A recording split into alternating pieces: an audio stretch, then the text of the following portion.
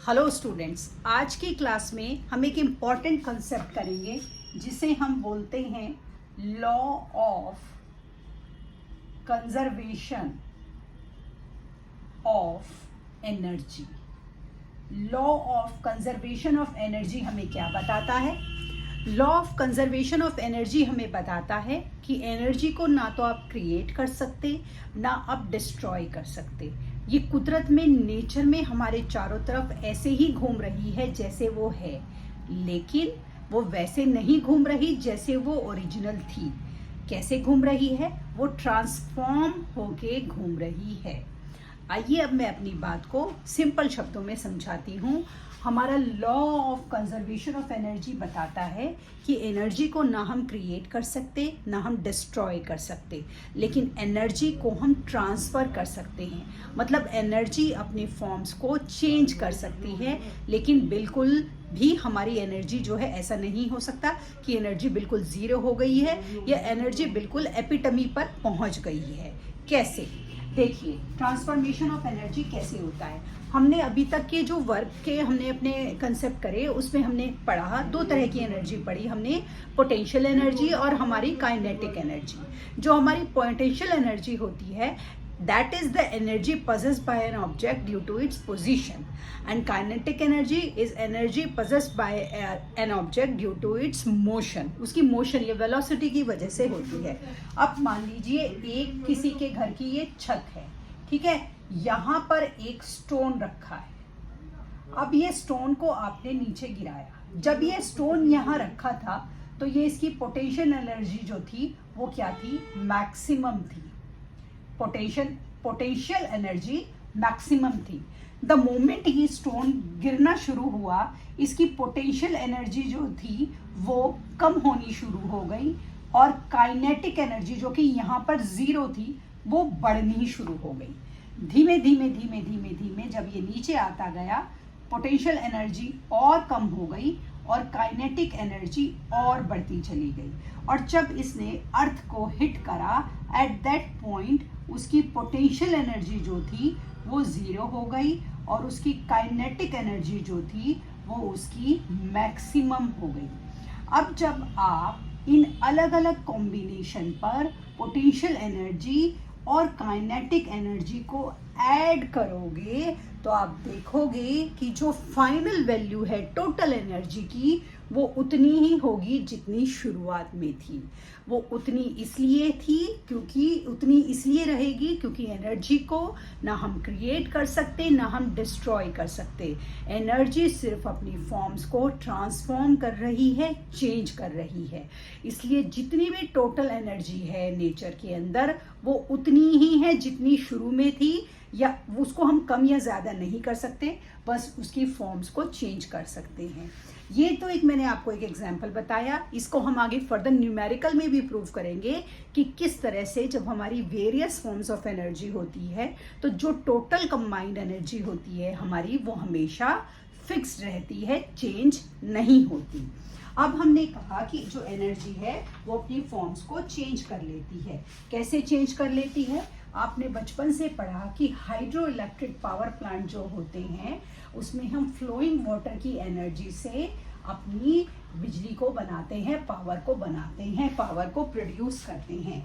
तो इसके अंदर हमारा क्या किया जाता है? हाइड्रो इलेक्ट्रिक पावर हाउस में हमारी जो पोटेंशियल एनर्जी होती है वाटर की, उसे हम पोटेंशियल एनर्जी को कन्वर्ट करते हैं काइनेटिक एनर्जी में और फाइनली उसे हम कन्वर्ट कर लेते हैं इलेक्ट्रिकल एनर्जी में। टोटल एनर्जी सेम रहेगी, बस उसकी फॉर्म्स चेंज हो गई। इसी तरह जो हमारा थर्मल पावर हाउस होता है जिसमें कोयले की हीट एनर्जी, जो कोयले की हीट एनर्जी है उसे हम यूज़ करते हैं और वो हम उससे अपने टरबाइंस को चलाते हैं। तो इसमें हमारी जो केमिकल एनर्जी है उससे हमारी क्या बनी? हीट एनर्जी बनी। हीट एनर्जी से हमारी काइनेटिक एनर्जी बनी और काइनेटिक एनर्जी से आपकी फाइनली कौन सी बनी? इलेक्ट्रिकल एनर्जी बनी। मतलब एनर्जी ने अपनी फॉर्म्स को चेंज कर लिया। अब आप देखिए, जैसे घर में आपकी मम्मी मिक्सी को यूज़ करती हैं, तो जब वो मिक्सी को यूज़ करती हैं तो उसको पावर प्लग में लगाती हैं, मिक्सी के 3 पिन प्लग को। तो ये जो इलेक्ट्रिकल एनर्जी है उन्होंने उसको किस में कन्वर्ट करा? Mechanical energy. तो देख रहे हो आप, एनर्जी अपनी फॉर्म्स को चेंज कर रही है, न डिस्ट्रॉय हो रही, ना वो हमारी कम हो रही है। तो इलेक्ट्रिकल एनर्जी, जैसे कि अब आपको स्कूल जाना है, अपने कपड़े प्रेस करने हैं, आपने आयरन को गर्म करा और अपने कपड़ों को आयरन कर लिया। इलेक्ट्रिकल एनर्जी को किसने बदल दिया? हीट एनर्जी में। इसी तरह बल्ब है, उसने क्या करा? इलेक्ट्रिकल एनर्जी को हीट एनर्जी में कन्वर्ट करा और हीट एनर्जी को लाइट एनर्जी में। आप ये देख रहे हैं कि सब में हमारा फॉर्म्स ऑफ एनर्जी जो हो रही है वो चेंज हो रही है। आपका मन हुआ, आपने टीवी चलाया, जब आपने टीवी चलाया तो इलेक्ट्रिकल एनर्जी से कौन सी एनर्जी हुई आपकी प्रोड्यूस?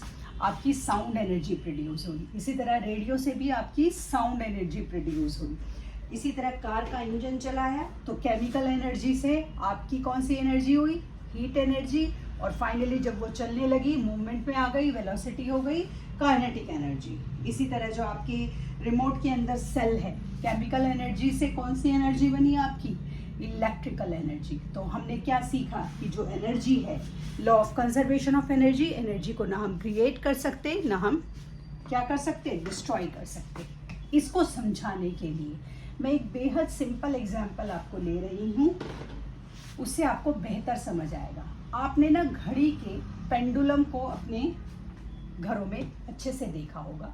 जो पेंडुलम होता है उसका जो ये होता है, जो हिलता है, इसको हम बॉब बोलते हैं। पेंडुलम ऑफ वॉच, जो रिस्ट वॉच नहीं है, ये आपकी जो घड़ी के दीवार पे वॉल लगी हुई है वो है।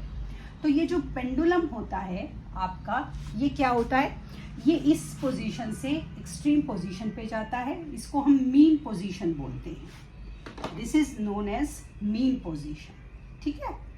और ये आपकी एक्सट्रीम पोजीशन होती है, ये भी और ये वाली भी एक्सट्रीम पोजीशन होती है, ये दोनों। तो देखो आप कैसे मूवमेंट देखते हो।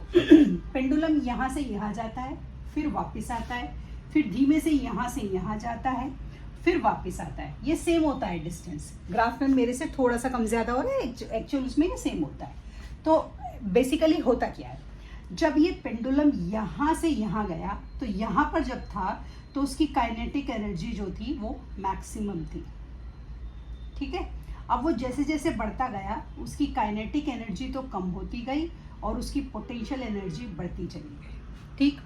ये टोटल जब आप करोगे, इन दोनों का जब आप टोटल करोगे तो वो उतना ही रहेगा जितना ये था।